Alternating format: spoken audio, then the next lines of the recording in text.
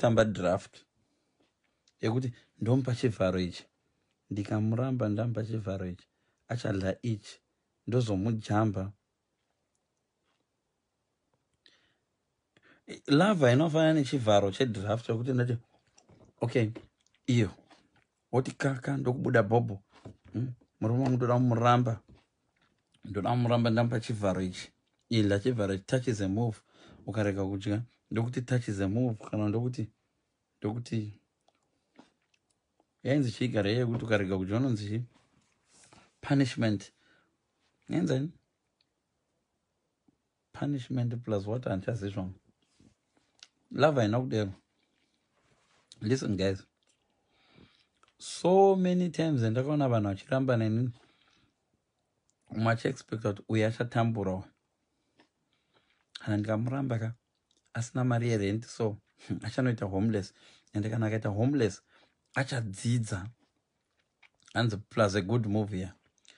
Ndikamuramba munhu uyu ndoda kuti adzidze, paunenge uchimuramba ipapo ka koitawo rimwe zimunhuwo rakarangwako rainzi ridzidze, zvosangana zvazvida kudzidziswa zvizodanana zvobva zvaroorana, imuri bhizi makamira kuti kana radzidza lesson after uyu ndozoita punishment plus a good move.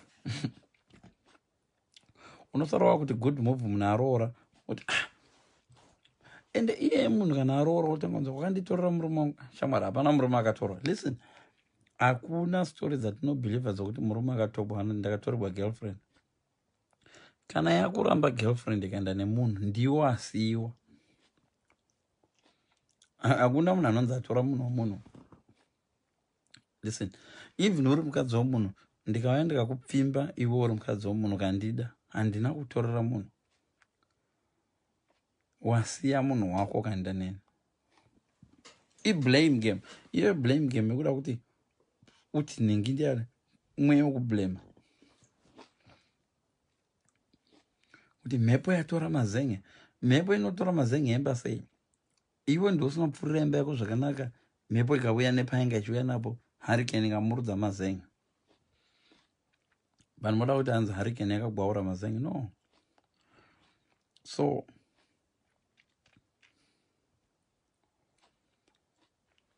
right, tombotanga tamboti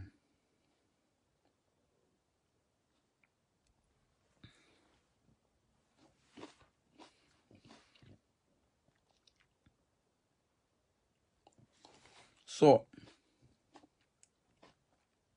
how do you stop others? No. How do you stop that you could blame others? First of all, ziva kuti wakublema munhu. Knowing that you are blaming, iva aware. It's very, very good step kuziva kuti hang on a minute, ndakublema panawo. Kose naye murume wenyu ari kupi? Haiwa wait, you are now blaming. Pindura mubvunzo. Murume wangu ari kumba kwake nevana kana kuti ari kuzvishavani zvapera? Murume wenyu ari takazosiyana munoza hanzi murume wenyu ari kupi, hakuna kunzi murume wenyu akaita sei. Even kuri kuti hanzi murume wenyu akaita sei, you don't have to answer uchiblema. Because mukublema imo ndo mandiri kuita mistakes. So number one, recognize kuti zvinhu zvandakuita i-blame. Blame inonzoitwa nevanhu. Wambona kuti vanhu ukabudza munhu kuti shamari mublemera uri kuita ex wako, you are missing him, I think you still love this ex. No, there's so much in denial. Handimude.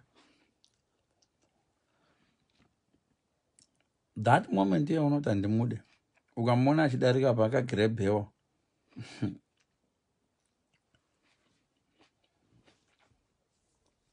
mira ndikudze guys, self-blaming is the best. Relationship so pandakatanga kuzomove on ndepandakadzidza kuzviblema. Inokatori nendotokudza kuti ndakaita mistake pekuti nepekuti. Take ownership. ukaita take ownership, you learn. Hauzozvidzokora panext relationship. Hongu murume wangu akandihurira, but asati akuhurira murume uyu waiswerepi? Andiwaiswera kucheche, aiwewo zvibikira odini. So trying to blame yourself, I wasn't spending enough time naye kusvika anohura, kana kuti my communication skills kana matauriro andaita naye aive nerafu, zvokuti dzimwe nguva aiuya obva nanga atoenda akakubhawa, because kugara mumba aiti akandibvunza kuti chikafu chiripi, kanongoti vana vacho ndinovafudza nditi. So when you self-blame yourself, when you self-blame, you're taking ownership. Zvinoita kuti uone chinhu differently, right? Pakaita tsunami ikagukura vanhu, hurumende ikatarisa kuti no, tisu takakanganisa tikavaka mugwizi, kana kuti tisu tinenge takakanganisa tikavaka. Unoziva zvinoitika, nature haichinja, haikanganuka. Sometimes vanhu vanokangana. Ndakaona zvangu dzimwe dzimba dziri kuchitungwiza uko dzakavakwa muguvi, ndichiri kuZimbabwe hakudhara ma 1994. Anizona idzi dzimba dzakavakwa parwizi, kwaiva gwizi uko, but dzatowanda because kunogara makore akawanda kusinganayi, munokangana, but nature haikanganuka. Rimwe gore pakazoita flood, vanhu vanomanyira kuda kublema mabridge rarisina kusimba, but pamakavaka makambokonsidhera kuti iroute yemvura iyi kana kukaita tsunami. Saka kutanga wambozviblema kuti asaomana tisi takavakira. Unoona vanhu vazhinji vanoblema kumasvingo kwakazara nyoka.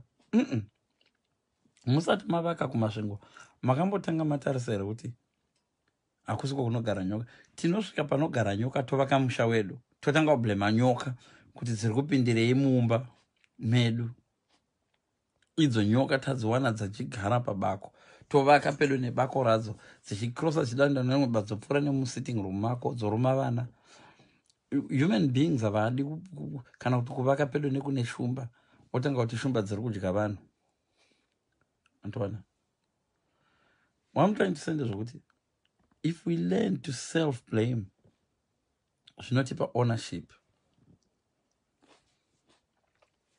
right? Rather than blaming, why don't you try to understand